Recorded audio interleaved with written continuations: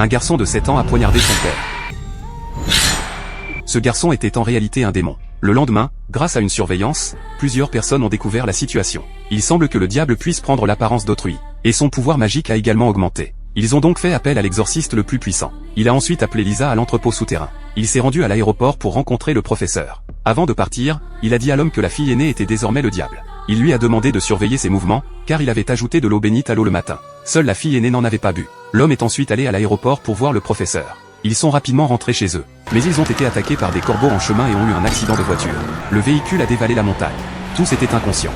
De l'autre côté, Lisa a également été attaquée alors qu'elle se rendait à l'entrepôt pour récupérer la croix. Elle a été traînée par un inconnu et jetée dans le four. Le four a pris feu instantanément. Le père suivit sa fille aînée. Pour l'empêcher de sortir, il assomma violemment sa fille et l'attacha au lit. À ce moment-là, l'exorciste, victime d'un accident de voiture, a couru. Il annonça à son frère que le professeur ne pouvait pas venir à cause de l'accident. Il devait maintenant procéder lui-même à l'exorcisme.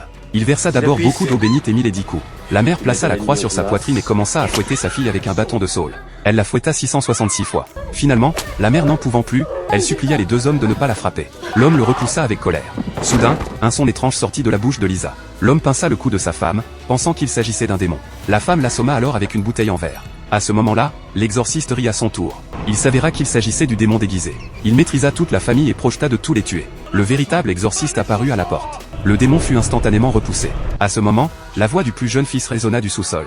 Ils se précipitèrent et trouvèrent leur fille dans le poêle. Lisa descendit également l'escalier. Il demanda à son père pourquoi il s'était fait cela. Mais il ne s'attendait pas à ce que l'exorciste sorte la Bible. Il s'avéra que la fille aînée était le véritable démon. Le démon rugit. La Bible était en feu. Il retira la croix sur sa poitrine. Puis il conserva le démon dans son corps. Il tendit la grande croix à son frère aîné et lui demanda de le tuer. C'était la seule façon pour lui de disparaître avec le démon. Finalement, le démon fut éliminé.